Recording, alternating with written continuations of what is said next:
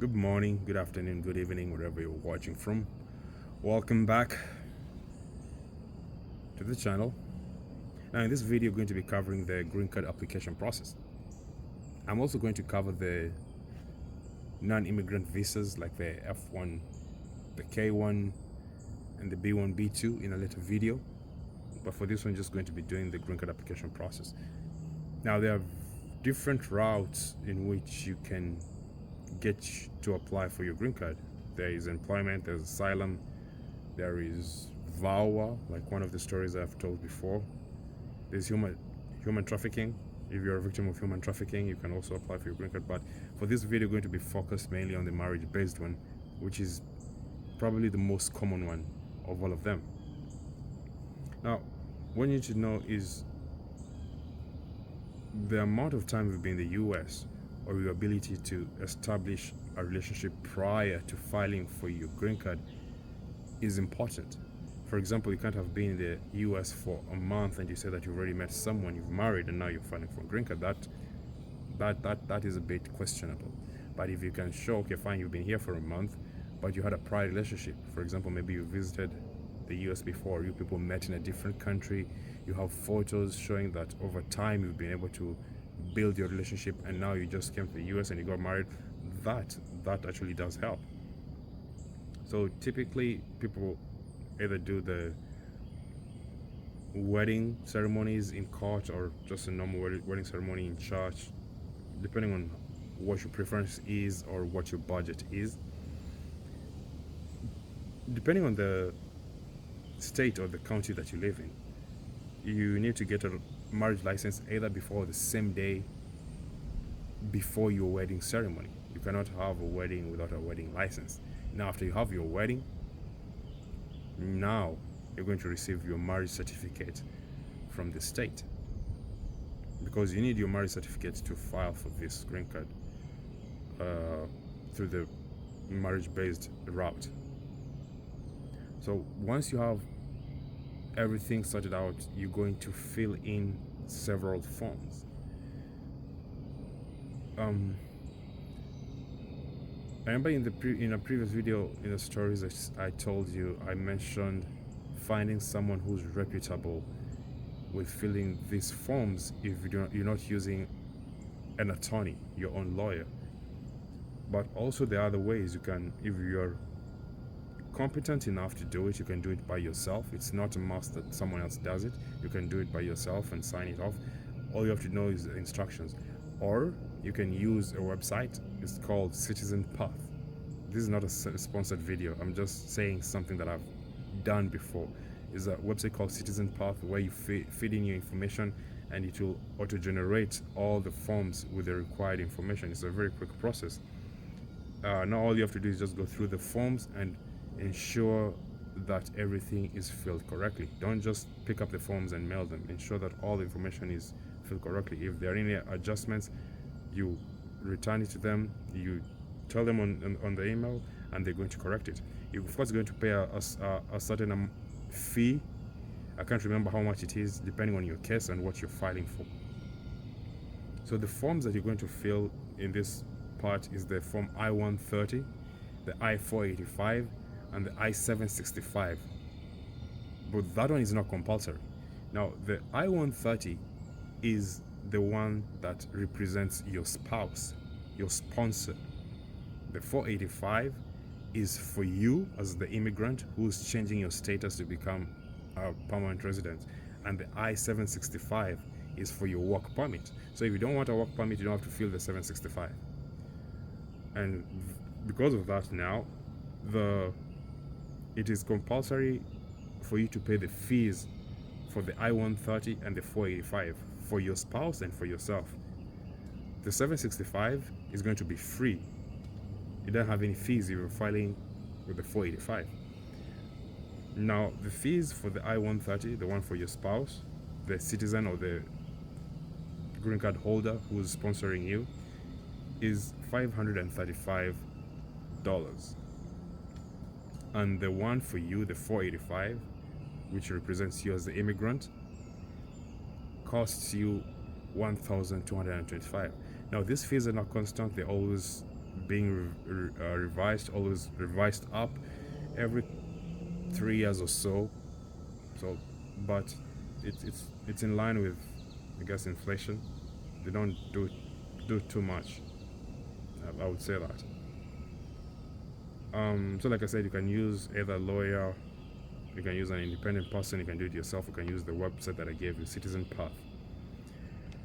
After you fill in the forms and you ensure that they're all good, you're going to have to sign all of them. Where it needs to be signed, you need to sign it. Otherwise, it's going to be sent back to you. These people don't play around. You need to ensure that all the information is correct and it is signed properly. And these forms are actually, they have a lot of pages. You need to know that. So you need to be very, very diligent while doing it. So at this point, once everything is done, you're not going to pay cash. You're either going to get a money order, a banker's check, or you're going to pay online using your credit card, and then you're going to print out a slip, your receipt, and attach it to your forms. Also, you're going to have to do a medical check. Now, sometimes you can send in the medical check documents with your initial application, or you can wait and mail it in later or take it to your interview. Every case is different. It's not one size fits all. Everyone has a different case, but the process is the same. Yeah, when you do your medical check, when you go for your medical checkup, the forms that the doctor is going to fill, the doctor is going to seal them and put a stamp or use a seal on the mouth of the envelope to ensure that it's not open, because you cannot open those results. They are sent as they are to the USCIS. You can request your own copy from the doctor, but the ones which are sent to the USCIS, they are supposed to be sealed and opened. No, it's not every doctor or every hospital who does a USCIS medical checkup. There are specific ones who have been licensed. You can find this on the USCIS website. You just go there and look at you can Google USCIS medical checkup near me, and it will give you a list of doctors in your zip code who are doing it.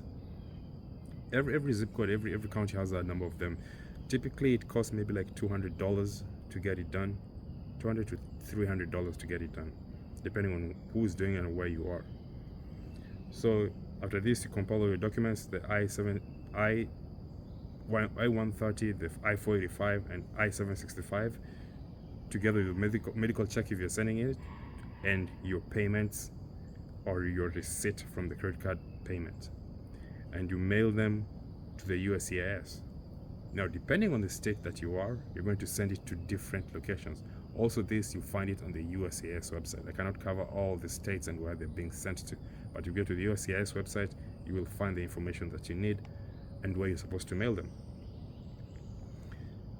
You can also sign up for text messages to receive text depending on where your case is. So you're going to be receiving prompts on your phone every time there's an update on your case.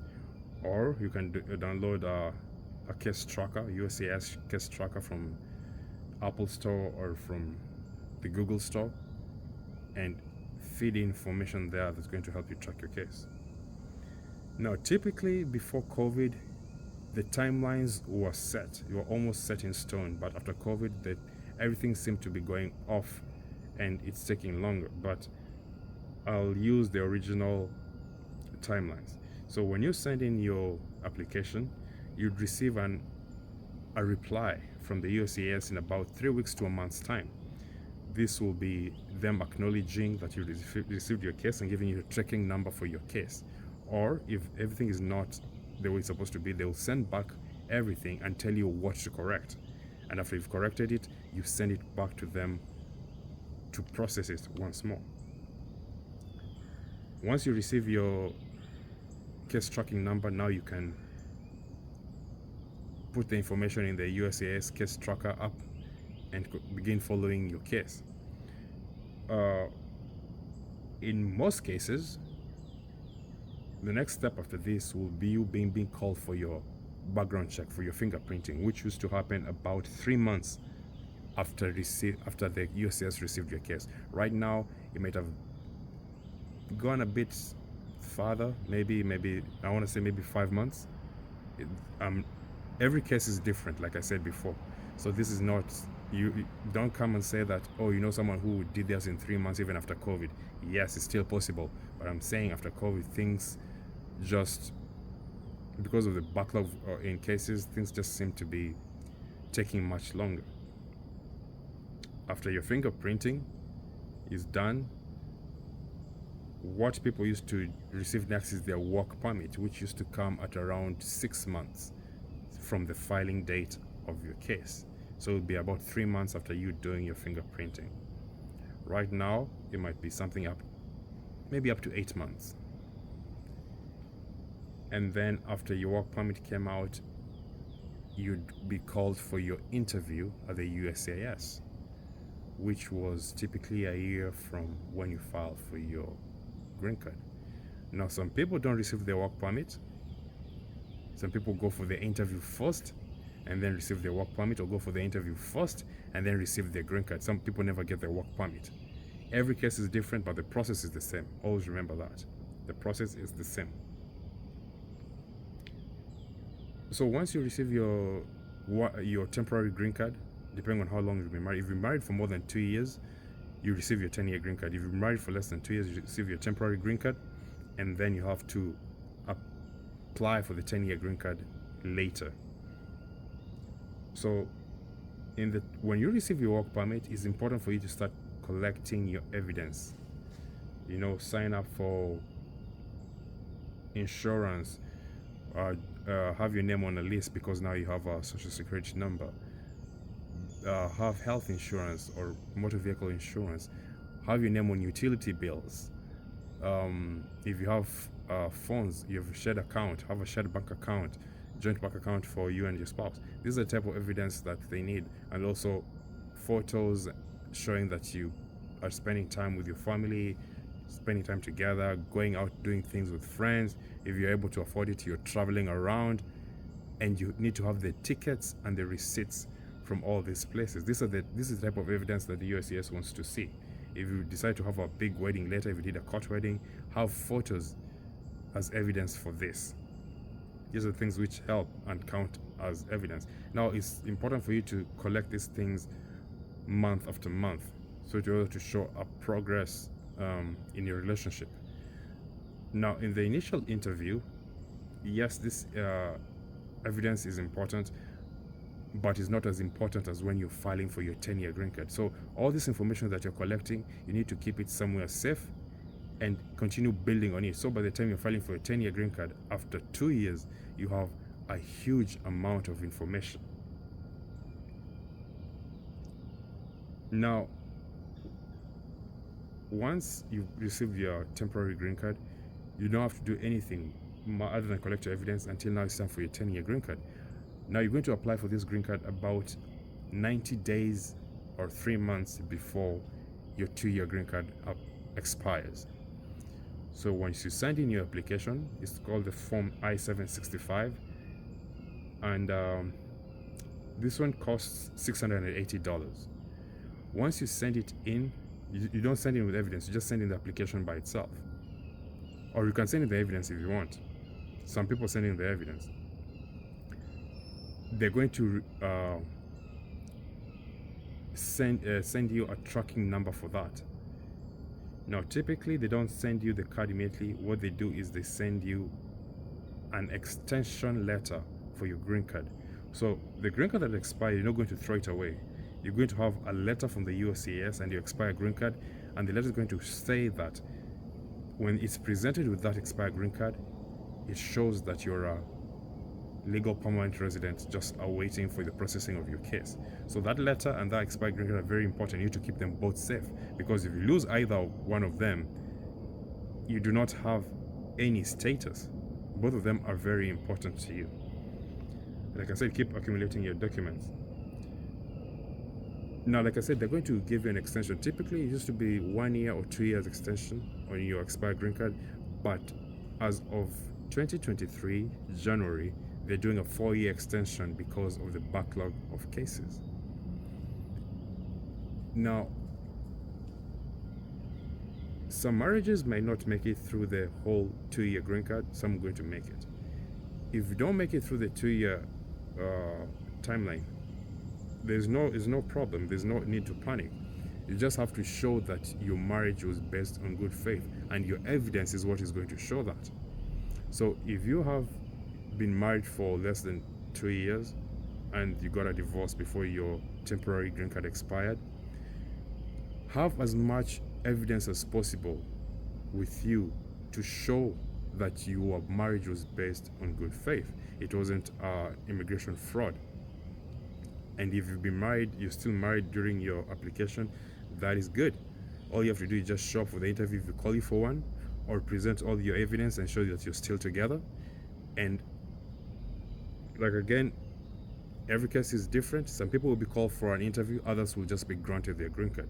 And that is pretty much the process of the marriage-based green card filing. It is straightforward, but also has its own complications. But like I said, every timeline is different for everyone, and every case is different, but the process is the same. You can always go up and look at the USCIS website for more information if you need it, or you can Google or search on YouTube for more information. And that's it for today. If you have any questions, you can also put them in the comments below, and I'll respond to you. Thank you, and have a good day.